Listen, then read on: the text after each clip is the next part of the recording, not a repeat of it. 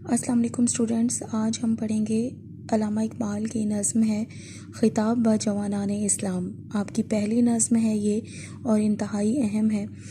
اس کو سمجھنے سے پہلے تھوڑا سا آپ پس منظر کو ضرور جانیں کہ یہ کب لکھی گئی اور کن حالات میں لکھی گئی۔ اگر آپ نے علامہ محمد اقبال کا تعارف پڑھا ہو تو آپ کی نصابی کتاب میں ہی ان کے تعارف میں ایک لائن موجود ہے کہ 1908 میں جب وہ وطن واپس آئے اور اپنی شاعری کے ذریعے ملک و قوم کی اصلاح اور بیداری میں مصروف ہو گئے۔ ہم عموماً یہ جملہ سنتے ہیں اور پڑھتے بھی ہیں دیگر کتابوں میں کہ علامہ اقبال نے اپنی شاعری کے ذریعے سوئی ہوئی قوم کو بیدار کیا۔ ایسا نہیں تھا کہ قوم واقعی جو ہے وہ کوئی کسی نیند میں مبتلا تھی، بلکہ قوم جو ہے اس وقت اقبال نے مسلمانوں کو ان کی آزادی حاصل کرنے کے لیے، جو کہ 1857 کی ناکام جنگ آزادی کے بعد ایک طویل عرصے سے جب مغلیہ سلطنت کا خاتمہ ہو گیا اور مسلمانوں پر انگریز جو ہے وہ قابض ہو گئے اور مسلمانوں کو اپنا غلام بنا دیا، تو اس صورتحال میں اقبال نے مسلمانوں کو اپنی آزادی کو حاصل کرنے کے لیے کوشش کرنے، عمل کرنے اور اپنی ذات اور اپنی خودی کو پہچاننے کا درس دیا۔ اور اقبال نے مسلمانوں کو اپنے ماضی کی یاد دلائی کہ مسلمانوں کا جو ماضی ہے وہ ایک غلام قوم نہیں ہے، وہ غلاموں کی طرح زندگی بسر نہیں کر سکتے۔ اقبال نے جب یہ نظمیں لکھیں اور شاعری کی، اور اس وقت اقبال نے پاکستان کا ایک الگ ریاست کا خواب ضرور دیکھا، لیکن اقبال کی جو وفات ہے وہ 1938 میں ہو گئی اور یوں 1947 میں جو پاکستان ہے وہ وجود میں آیا۔ اقبال نے جس خواب کو دیکھا تھا اسے شرمندہ تعبیر ہوتا ہوا اقبال نہیں دیکھ پائے، لیکن اقبال نے اپنی شاعری سے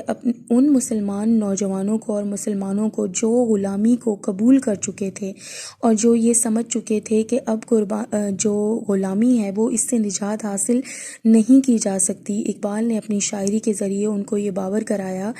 کہ وہ کسی بھی صورت میں غلامی کو قبول نہیں کر سکتے، کیونکہ ان کی جو قوم ہے، جس قوم سے اور جن بزرگوں سے اور اپنے جن اسلاف سے اور جس ماضی سے ان کا تعلق ہے وہ فاتح قوم ہے، وہ فاتح لوگ ہیں، اور مسلمان جو ہے وہ اس کو غلامی میں نہیں جکڑا جا سکتا۔ تو اس کے پہلے شعر کو دیکھتے ہیں۔ آپ لوگ اپنی نصابی کتاب پہ جو کی پوائنٹس اور جو مشکل الفاظ کے معنی میں آپ کو لکھواؤں آپ لوگ لکھتے جائیے گا، ٹھیک ہے؟ اس کے ساتھ ساتھ میں آپ لوگوں کو اضافی اشعار بھی لکھواؤں گی۔ اضافی اشعار جب آپ یاد کرتے ہیں اور اپنی تشریح میں لکھتے ہیں تو آپ کی تشریح جب چیک کی جاتی ہے تو اس میں آپ کو مارکس حاصل کرنے کے زیادہ مارجن ہو جاتا ہے اس کا، کیونکہ اس کا تاثر اور اس کا جو ایک چیک کرنے والے پر اثر ہوتا ہے وہ بہت زیادہ ہوتا ہے اور اچھا تاثر پیدا ہوتا ہے۔ اس لیے آپ لوگ اضافی اشعار لازمی لکھا کریں، 2 سے 3 اشعار لازمی آپ لوگوں کو آنے چاہیے کسی بھی نظم سے متعلق، جب آپ تشریح کریں تو آپ لکھ سکیں۔ ساتھ ساتھ میں آپ کو اشعار بھی لکھوا دوں گی، اور اس کا پہلا شعر دیکھتے ہیں۔ کبھی اے نوجواں مسلم تدبر بھی کیا تو نے، وہ کیا گردوں تھا تو جس کا ہے ایک ٹوٹا ہوا تارا۔ کبھی اے نوجواں مسلم، اب اقبال کے جو مخاطب ہیں، اقبال کن سے خطاب کر رہے ہیں؟ اقبال کے علاوہ جتنے بھی شعراء ہوں ہمیشہ سے وہ جو نوجوان طبقہ ہے ان کو مخاطب کرتے ہیں، کیونکہ کسی بھی قوم کا، کسی بھی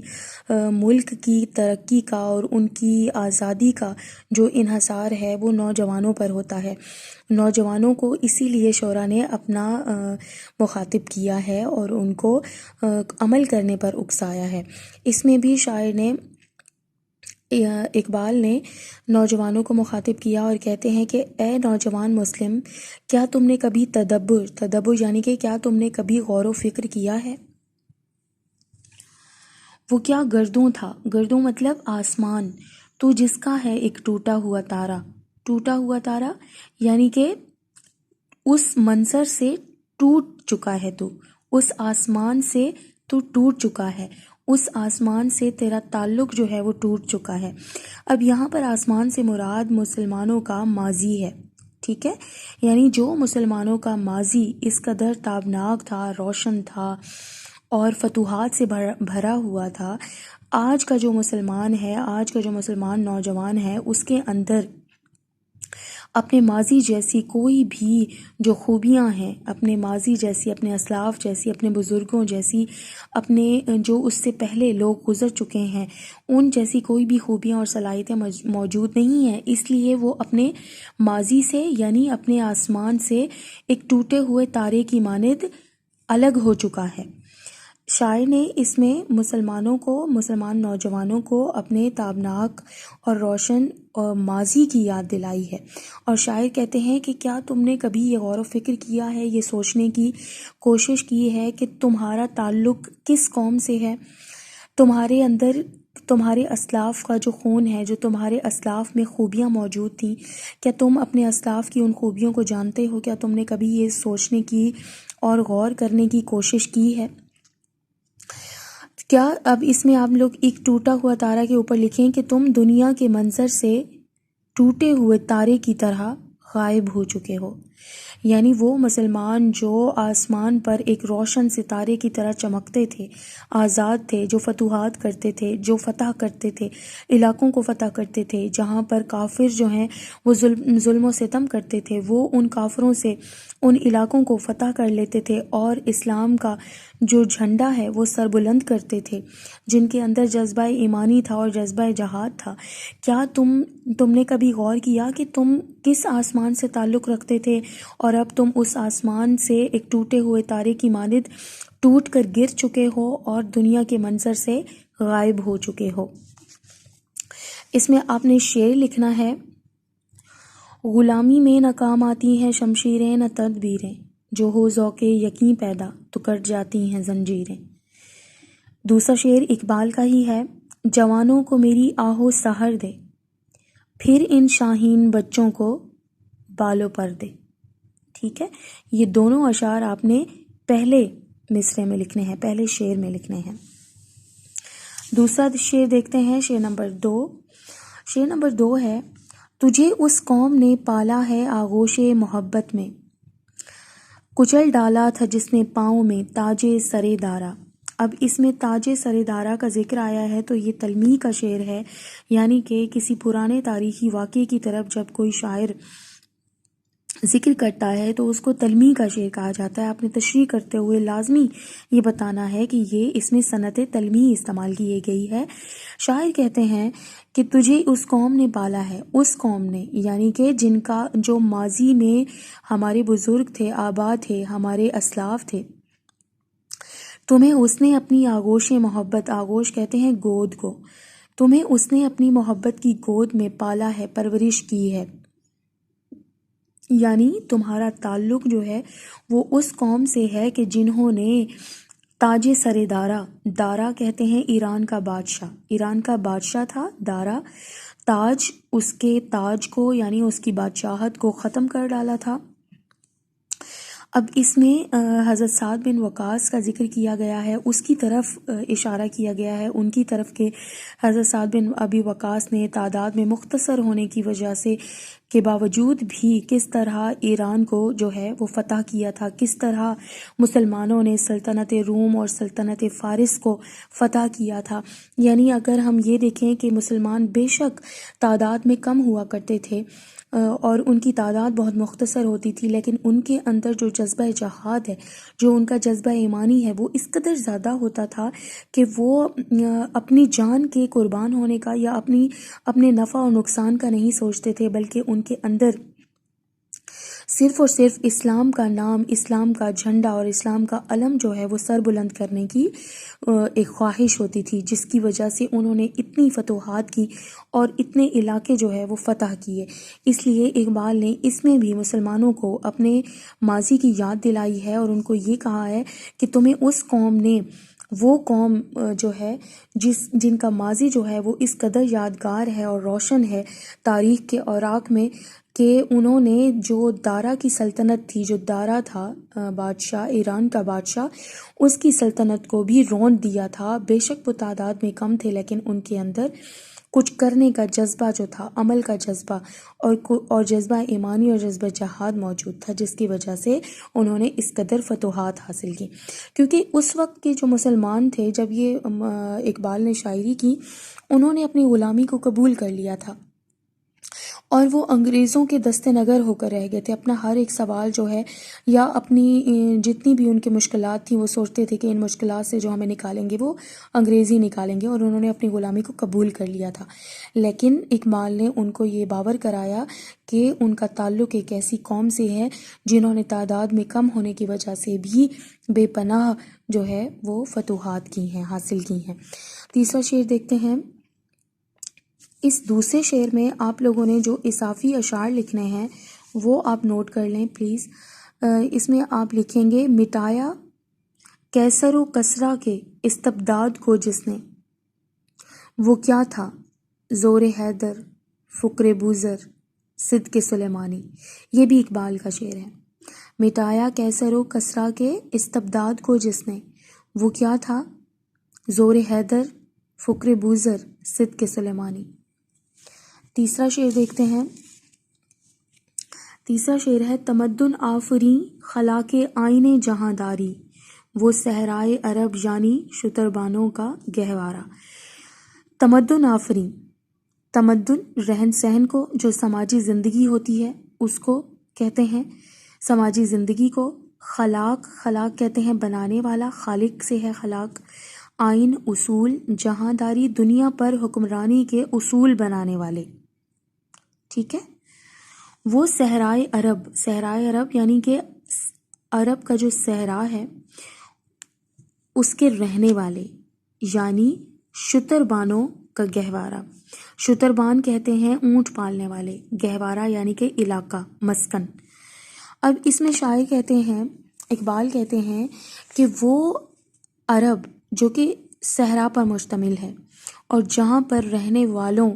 کہ جو پیشہ ہے وہ اونٹ پالتے تھے. ٹھیک ہے. انتہائی سادہ لوگ تھے. جب اسلام ان تک نہیں پہنچا تھا اور اسلام کی جب آمد ہوئی، جب اسلام کے دائرے میں وہ شامل ہوئے اور انہوں نے اسلامی تعلیمات کو سمجھا اور انہوں نے شریعت محمدی اور سنت محمدی پر عمل کیا، آپ صلی اللہ علیہ وآلہ وسلم کی تعلیمات پر عمل کیا، تو وہ عرب کے بدو، جو عرب کے بدو کہلائے جاتے تھے، یعنی کہ ان پڑھ کہلائے جاتے تھے، جو ایسے تھے کہ وہ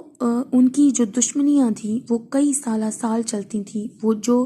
قتل کرتے تھے، جو چوری کرتے تھے، جو ہر ایک گناہ کرتے تھے، وہ عرب کے بدو جو سادہ لوگ تھے، جن کو کچھ نہیں آتا تھا، وہ اونٹ پالنے والے تھے. وہ اس قدر جو ہے تمدن آفریں ہو گئے، ان کے اندر ایسی صلاحیتیں اسلام کی بدولت آ گئیں کہ اسلام کی بدولت اور اسلامی تعلیمات پر عمل پیرا ہونے کی وجہ سے وہ دنیا پر حکمرانی کے اصول بنانے والے بن گئے. یعنی انہوں نے ایسے اصول بنائے کہ جن اصولوں پر چل کر دنیا پر حکمرانی کی جا سکتی ہے. سماجی زندگی کے اصول انہوں نے، رہن سہن کا طریقہ، تہذیب اور تمدن کے تمام تر اصول انہوں نے بنائے اور لوگوں کو دکھایا کہ کس طرح رہا جاتا ہے، کس طرح رہن سہن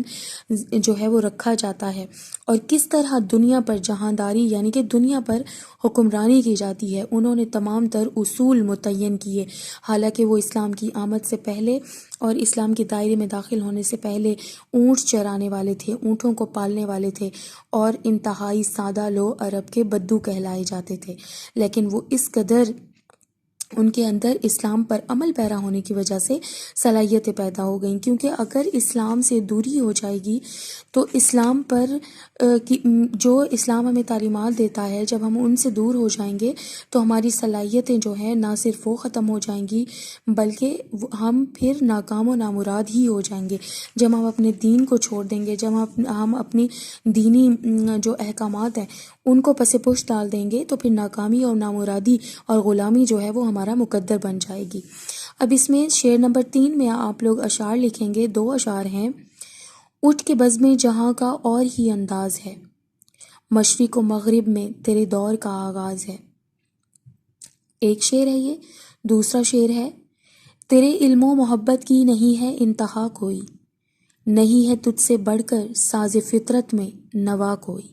نوا کہتے ہیں پکارنے والا. ٹھیک ہے. یہ دونوں اشعار ہی آپ نے اس میں لکھ سکتے ہیں، آپ لوگ یاد کرنے ہیں آپ نے. ہاں جی. آگے دیکھیے شعر نمبر 4 ہے، گدائی میں بھی وہ اللہ والے تھے غیور اتنے، کہ منم کو گدا کے در سے بخشش کا نہ تھا یارا۔ گدائی کہتے ہیں فقیری کو، غریبی کو، غیور کہتے ہیں غیرت مند کو، اور منم سے مراد یہاں امیر ہے، ٹھیک ہے۔ گدا مانگنے والا، بخشش خیرات، کچھ دینا، کچھ عنایت کرنا، نوازنا، یارا کا مطلب ہے حوصلہ۔ اب اس میں شاعر نے، علامہ اقبال نے غیرت کی بات کی ہے، جو خودداری کی بات کی ہے، اور وہ یہ کہتے ہیں کہ اس میں آپ کی پوائنٹ میں لکھ لیں کہ خودی، خودداری اور غیرت کا درس دیا ہے اقبال نے، اور شاعر کہتے ہیں کہ تمہارا تعلق ایک ایسی قوم سے ہے کہ اگر ان کے پاس کچھ نہ بھی ہوتا تھا، وہ فقیری اور غریبی کی زندگی بسر کر رہے ہوتے تھے، لیکن وہ اللہ والے اس قدر غیور اور غیرت مند تھے کہ کسی امیر کو، کسی مالدار کو، کسی دولت مند کو ان کو کچھ دیتے ہوئے ڈر لگتا تھا، ان کا حوصلہ نہیں بنتا تھا کہ ہم نے اگر ان کو کچھ دیا تو کہیں یہ برا نہ مان جائیں، یا کہیں یہ ناراض نہ ہو جائیں، اور کہیں یہ ٹھکرا نہ دیں۔ اور یوں وہ کہتے کہ اب جو مسلمان تھے انہوں نے انگریزوں کی نہ صرف غلامی کو قبول کیا، بلکہ وہ اپنی تمام تر جو غیرت ہے، کچھ مسلمان جو ہے وہ اس کو بھول چکے تھے، اور وہ اپنی غیرت کو پس پشت ڈال کر اپنی ہر ایک ضرورت کو پورے کرنے کے لیے سوال اٹھاتے تھے، سوال کرتے تھے اور انگریزوں کا۔ تو اقبال نے مسلمانوں کو اپنے اس ماضی کی یاد دلائی ہے کہ تمہارا تعلق ایک ایسی قوم سے ہے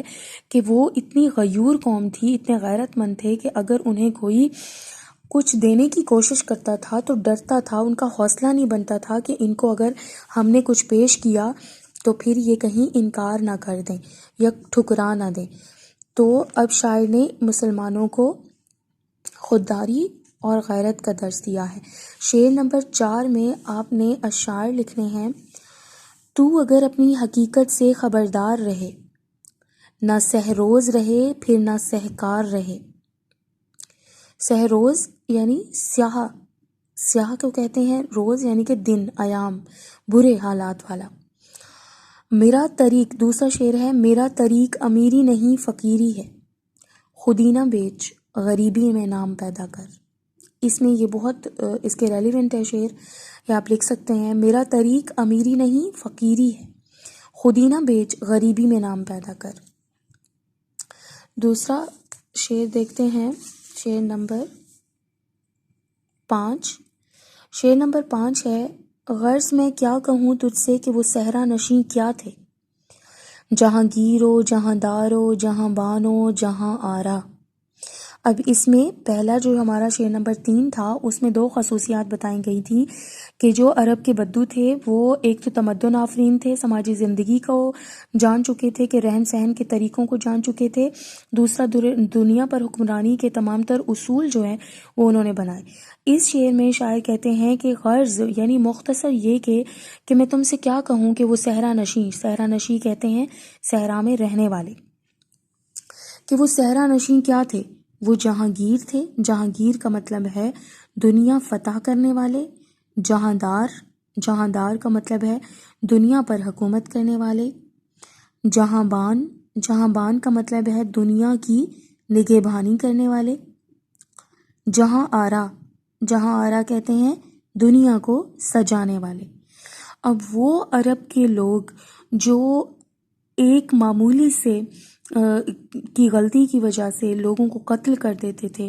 اور یوں ان کا جو قتل و غارت کا سلسلہ ہوتا تھا وہ نسل در نسل چلتا تھا، جو بیٹیوں کو زندہ درگور کر دیتے تھے، جو ہر ایک برائی جن کے اندر موجود تھی۔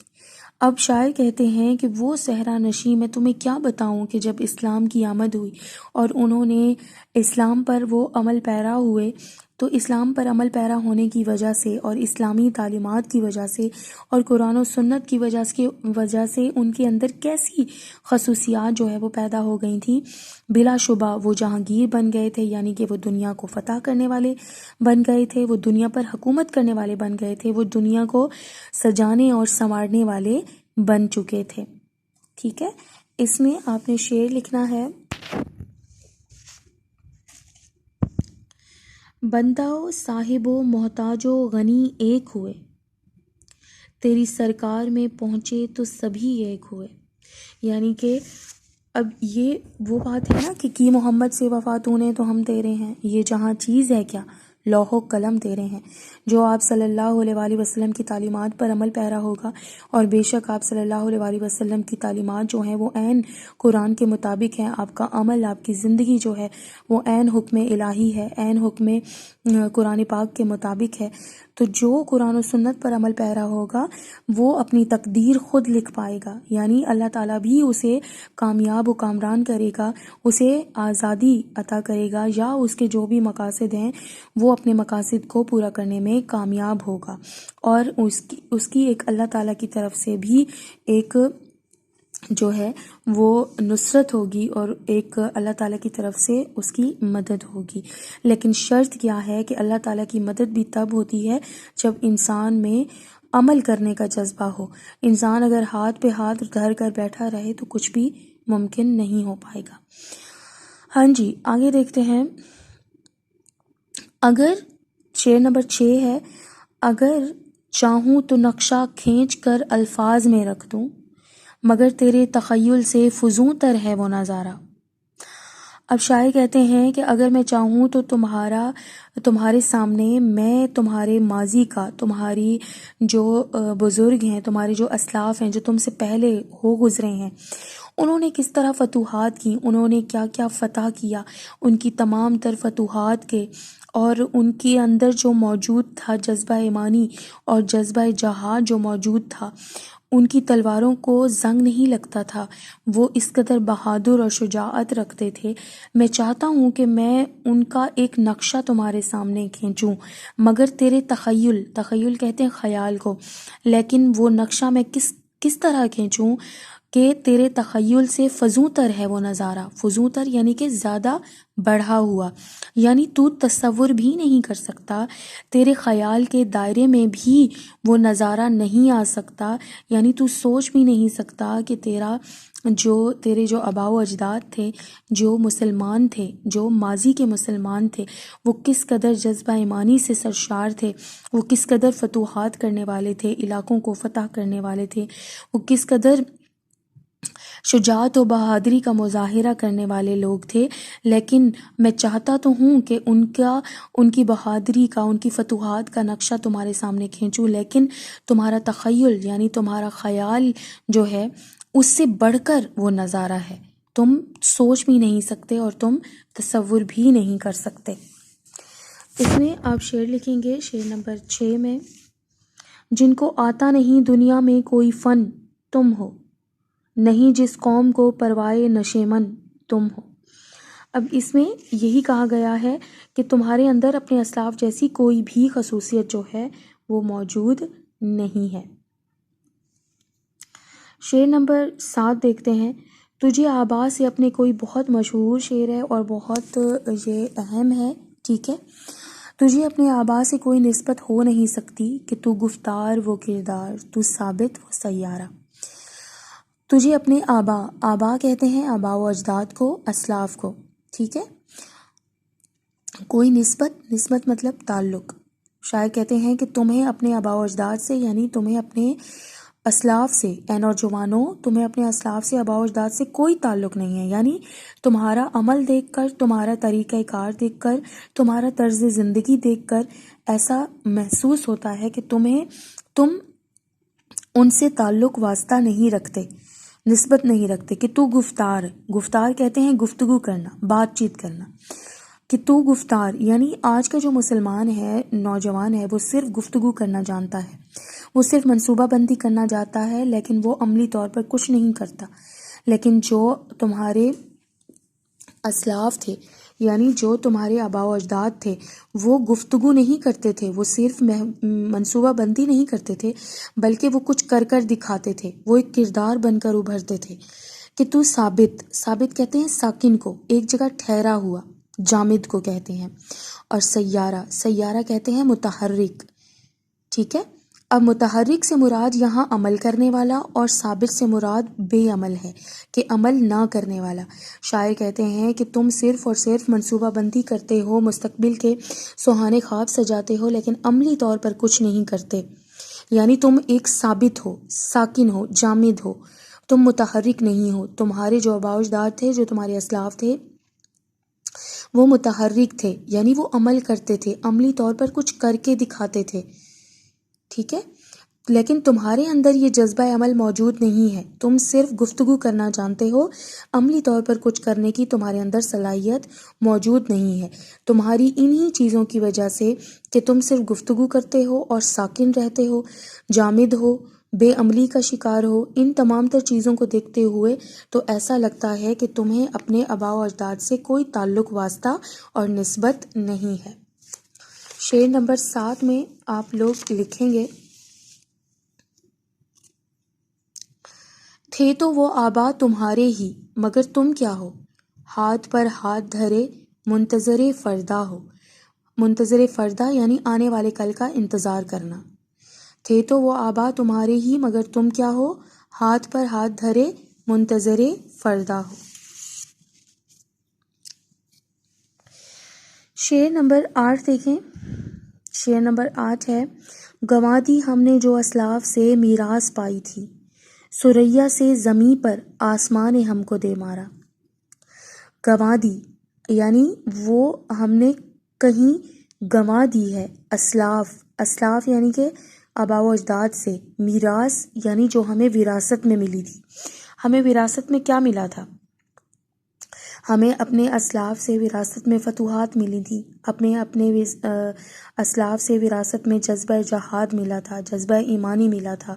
وہ مرد مومن تھے، ان کے اندر بہادری کا جذبہ تھا، ان کے اندر ایسا جوش موجود تھا کہ وہ اسلام کا نام سربلند کرنے کے لیے اور اسلام کا جھنڈا سربلند کرنے کے لیے علاقوں کو فتح کرتے تھے۔ وہ غلامی کی زندگی بسر نہیں کرتے تھے۔ جو میراث ہم نے اپنے اسلاف سے پائی تھی وہ ہم نے گنوا دی ہے، ثریا سے۔ اسی لیے جب ہم نے اپنے اسلاف سے ملی ہوئی میراث کو، یعنی جو آج کا مسلمان ہے وہ عیش و عشرت کا شکار ہو گیا ہے، وہ ہاتھ پر ہاتھ دھر رکھ کے بیٹھا ہوا ہے، وہ صرف یہ دیکھتا ہے کہ کہیں کوئی بس غیبی امداد آ جائے یا کہیں کوئی غائبانہ مدد کر دی جائے اور مجھے کچھ نہ کرنا پڑے، تو اس لیے وہ کچھ بھی نہیں کرتا، کوئی عمل جو ہے وہ سر انجام نہیں دیتا، محض گفتگو کرتا ہے، محض سوچتا رہتا ہے، لیکن عملی طور پر اپنی سوچ کو، اپنی منصوبہ بندی کو نہیں سامنے لاتا۔ تو اس لیے ثریا سے زمیں پر آسمان نے ہم کو دے مارا، یعنی ثریا کہتے ہیں بلندی کو، کہ آسمان نے بھی پھر ہمیں بلندیوں سے زمین پر پھینک دیا، یعنی کہ ہم غلامی کا ہی شکار ہو گئے۔ ہماری جو آخری جو مغلیہ سلطنت تھی، جو مسلمانوں کا زوال کا دور شروع ہوا تھا، وہ زوال کا دور اس لیے شروع ہوا تھا کہ مسلمان مغل بادشاہ جو ہیں، جو مسلمان ہیں، وہ عیش و عشرت کا شکار ہو گئے تھے، تن آسانی، سہل پسندی اور کچھ نہ کرنے کی ان کے اندر ایک عادت جو ہے وہ پیدا ہو گئی تھی۔ ان کو تلوار سے اتنا زیادہ محبت نہیں رہی تھی، ان کو موسیقی سے، رباب سے، طاؤس سے، شباب سے، ان تمام تر چیزوں سے جو ہے رغبت ہو گئی تھی، اور انہی چیزوں کی وجہ سے وہ بہت زیادہ تناسانی کا اور سکون کا شکار ہو گئے تھے، اور انہوں نے اپنے سرحدوں کی حفاظت کرنا بھول گئے تھے، اور ان کے جو بیشتر کام ہیں وہ انہوں نے اپنے غلاموں پر یا اپنے ملازموں پر ڈال دیے تھے، اور خود جو ہے وہ عیاشی کی زندگی بسر کرنا شروع کر دی تھی، جس کی وجہ سے مسلمان جو ہے وہ زوال کا شکار ہو گئے تھے۔ تو اس لیے پھر کیا ہوا کہ جب ہمارے اندر اپنے اسلاف جیسی، اپنے آباء و اجداد جیسی صلاحیتیں، اپنے اسلاف جیسی جو ہے کچھ کرنے کا، کچھ عملی طور پر کچھ کرنے کا جو جذبہ ہے وہ باقی نہیں رہا، تو پھر آسمان نے پھر ہمیں زمین پر دے مارا۔ پہلے ہم ثریا کا مطلب ہے پہلے ہم بلندیوں پر تھے، یعنی ہم فاتح قوم کہلائے جاتے تھے، ہم فاتحین میں سے تھے، لیکن اس کے بعد ہم جب زمین پر دے مارا سے مراد یہ ہے کہ ہم غلامی میں آ گئے، پستی میں آ گئے اور دوسرے لوگ ہم پر حکمرانی کرنے لگے۔ وہ مسلمان جو حکمران قوم تھی، جو حکمران تھے، جو حکمرانیت کو سمجھتے تھے، جانتے تھے اور حکمرانی کرتے تھے، لیکن کئی بر اعظموں پر مشتمل ان کی حکمرانی ہوتی تھی،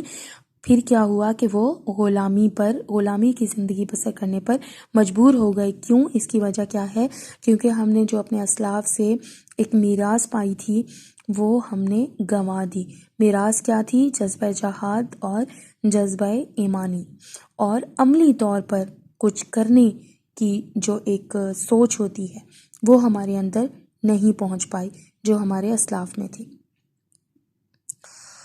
آگے دیکھتے ہیں،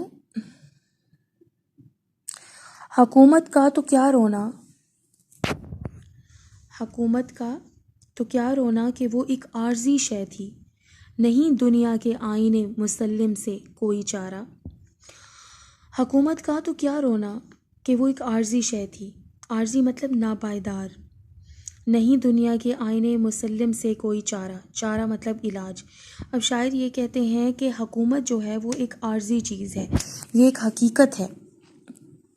کہ کبھی عروج ہے اور کبھی زوال ہے، یعنی حکومت کا وہ کہتے ہیں مجھے کوئی جو ہے وہ رونا نہیں ہے، کچھ بھی نہیں ہے، نہیں دنیا کے آئین مسلم سے کوئی چارہ۔ یہ ایک مسلمہ آئین یعنی کہ تسلیم شدہ اصول ہے، اس کے ساتھ ہم کوئی بھی جو ہے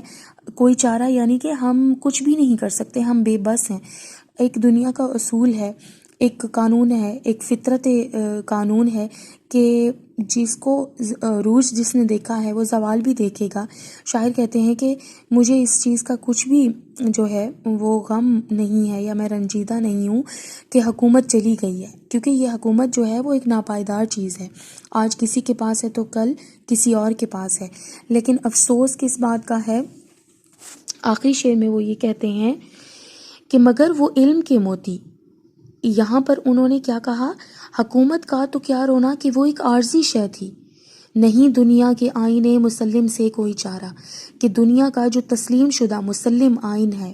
تسلیم شدہ اصول ہے، اس سے کوئی بھی جو ہے وہ لڑ نہیں سکتا،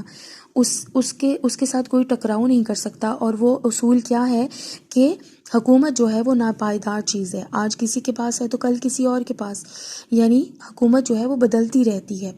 کبھی زوال ہے، کبھی عروج ہے، کبھی پستی ہے اور کبھی بلندی ہے۔ لیکن وہ کہتے دکھ اس بات کا ہے مگر وہ علم کے موتی، کتابیں اپنے آبا کی جو دیکھیں ان کو یورپ میں تو دل ہوتا ہے سی پارا۔ شاعر کہتے ہیں کہ مگر افسوس دکھ اس بات کا ہے کہ جب آبا کی کتابیں یعنی اپنے آباء و اجداد کی کتابیں جو ہیں وہ میں نے جب یورپ میں دیکھی تو میرا دل جو ہے وہ ٹکڑے ٹکڑے ہو گیا۔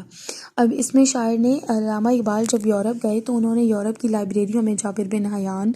اور کئی جو مسلمان جو سائنسدان تھے یا مسلمان جو مفکرین تھے ان کی کتابیں جو ہیں وہ یورپ کی لائبریریوں میں موجود تھیں اور وہ لوگ ان سے مستفید ہو رہے تھے، فائدہ اٹھا رہے تھے، ان سے علم حاصل کر کے ترقی کر رہے تھے، اور ہم جو ہے وہ اپنے آباء و اجداد کی کتابوں سے محروم ہو کر بے عملی کا شکار تھے اور ہمارے پاس ہمارا علمی خزانہ جو ہے وہ موجود نہیں تھا۔ یوں جو ہمارا علم تھا، جن سے ہم نے فائدہ اٹھانا تھا، ہم نے ترقی کرنی تھی،